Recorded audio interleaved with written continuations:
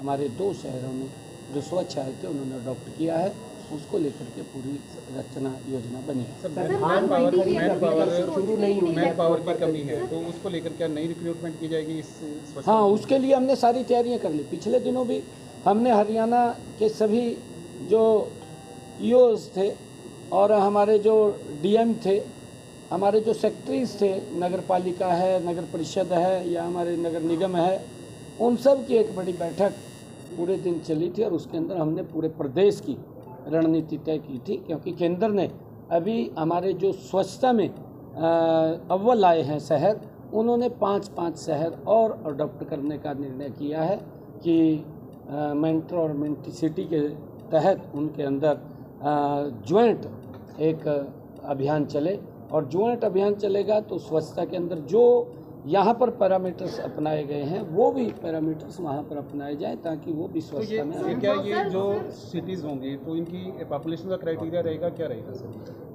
नहीं, पॉपुलेशन का क्राइटेरिया नहीं। जैसे मैंने आपको देखा है कि वो रैंकिंग में अगर सबसे करनाल थर्ड था सर, तो जो 5 हमने सिटीज अडॉप्ट की, हाँ, उनकी रैंकिंग भी हमने ली है ना, उनकी स्टेट की भी रैंकिंग ली है, उनकी देश की भी रैंकिंग ली है। ये पुअरेस्ट थे सर, ये जी, उनको हमने लिया है ताकि वो आगे बढ़ सके।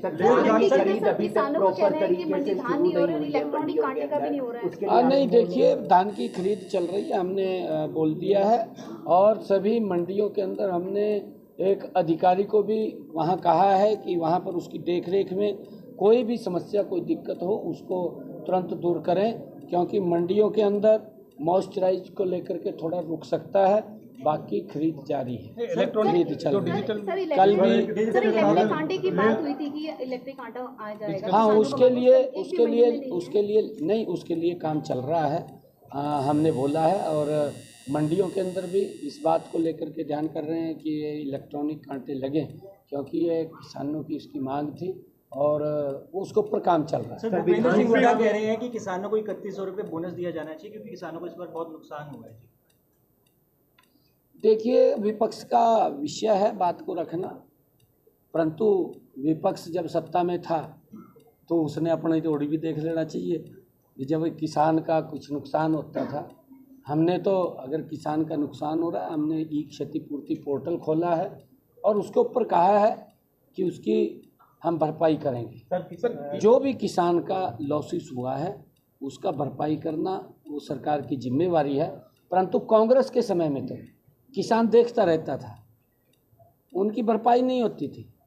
वो तो ये देखता रहता था भी सरकार कुछ भेजेगी, फिर 2 रुपये का चेक भेज देते, 2 रुपये का खलवाने में खाता 500 रुपये लगते थे, 2 रुपये का चेक आ जाता था, फिर अब परेशान हो जाता था किसान, फाड़ करके घेर देता था। बरेली में जो बरेली में जो कल हुआ है एक क्षति पोर्टल पे लगभग 5 लाख फार्मर्स ने अप्लाई किया है, अपने क्लेम सबमिट किए हैं, लेकिन लास्ट डेट आपकी 26 थी क्लेम को वेरीफाई करने की।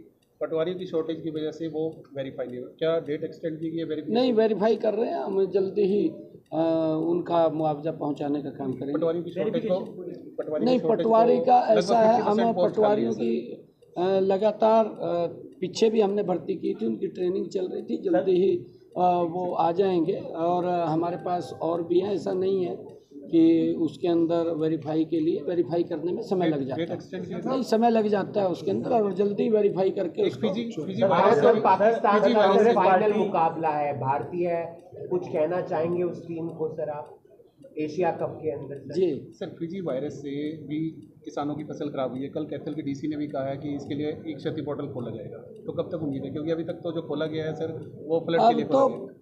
फसल कट करके मंडी में आनी शुरू हो गई है और क्षतिपूर्ति पोर्टल अब तक वो खुला रहा है।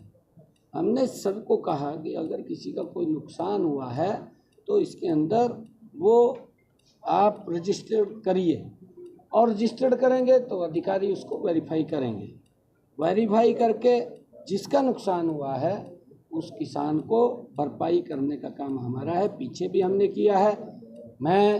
अगर आपने जो कहा है कि वो कांग्रेस के हुड्डा साहब ने कहा है कि इतना मुआवजा मिलना चाहिए, कांग्रेस ने अपने 10 वर्षों में 1157 करोड़ रुपए मुआवजा दिया। भारतीय जनता पार्टी की सरकार ने 10.5 वर्षों में 15,500 करोड़ रुपया किसान को उसकी फसल के खराबे का दिया। पंजाब के ये अंतर है। Thank you. विभाग का कहना है हरियाणा सरकार ने महिलाओं के साथ धोखा किया है।